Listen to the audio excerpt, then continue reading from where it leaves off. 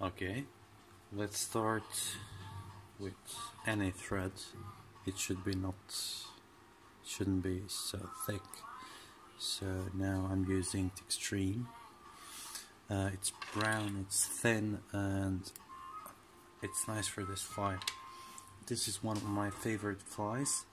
It's a mixture between dry and soft hackle fly. For materials, I'll be using partridge feather for tail, partridge feather for legs, saddle feather for legs too, and heron's feather for body. Ribbing will be silver wire from hands. So start your tying from this point on the hook, because you'll need some space for legs here. Okay, choose your tailing material, not too much, because this fly can sit like an umbrella in the surface, so with body submerged. First, just measure the length of your tailing, catch it with a thread. Don't go all the way back. Just return, so this way we will build a nice tapered body to our fly. I'll cut a piece of wire now and catch it just at the place where I'll end my fly's body. So this way I'm going a few times with thread here, so this part will be built up and it will go thinner and thinner towards the tail. Okay, see, now I'll stop. I'll choose like 2 curls from heron's wing feather. I'll take them by the tips, pinch and loop, and catch it. Take everything in the position now. Pull out a little bit this heron. Okay, now everything should be in its place, like this. So even now I have built up this body a little bit. Now I'll do it a little bit more. Don't do it too much. You don't want a big, fat, bulky fly. And this is it. Okay, now, to be honest, I don't know how to call this tool, but just take this and go around. Slowly, 2 heron curls, so this fluffy material will be outside facing you, and this feather looks like grey pheasant, if you ask me, and we all know that the pheasant is a great body material. Man, it's my favorite.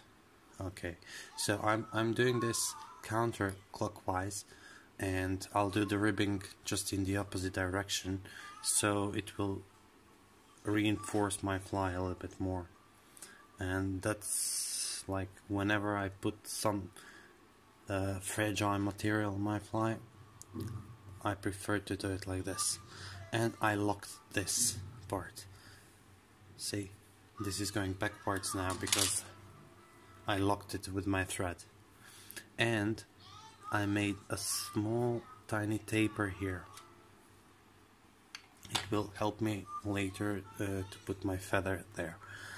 Something like my signature. You can all do it. I like it because it's a nice shiny detail. I go 3 wraps with wire at the tail, and then I'll proceed forward and rib clockwise. So this will, as I said, reinforce my fly.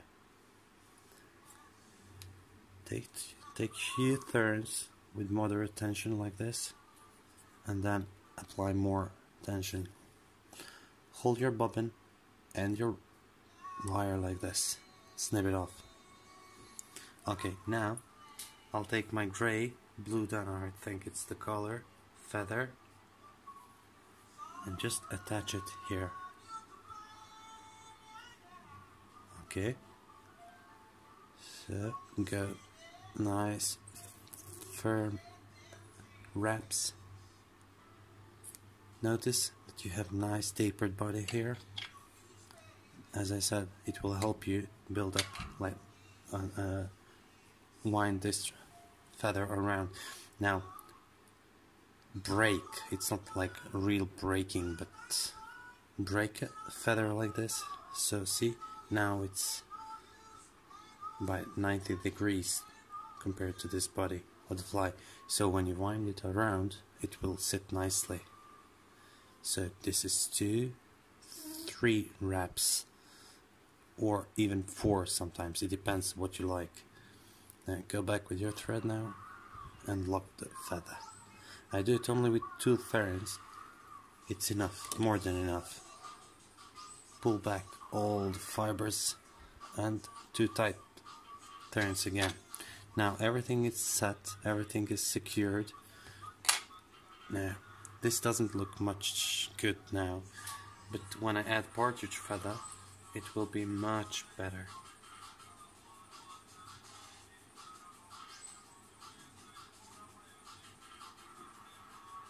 Okay, sorry for the zoom.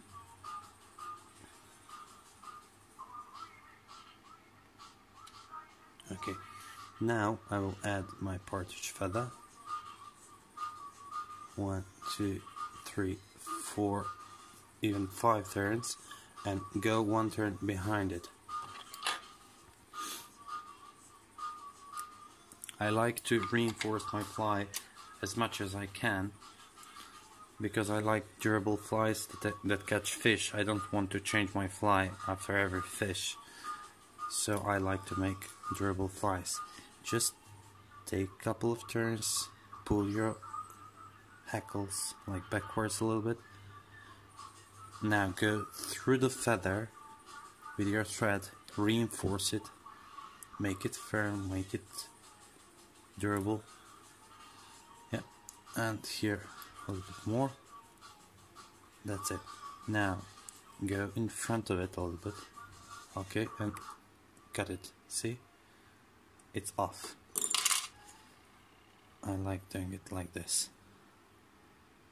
Now you have enough space for your hat. Secure it like this and do a whip finish. That's all you need.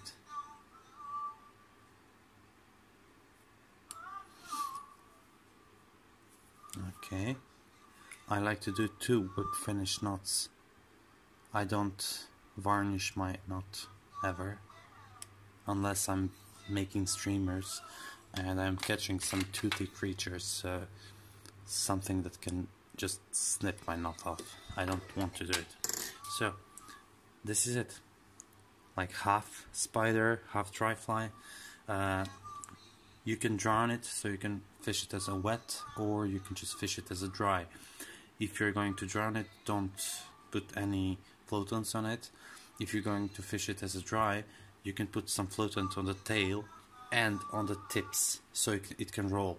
Sometimes, if you don't put some floatant here, but you add it on the legs, this fly can float like this, like an umbrella, and it's a really good fish catcher. I love it.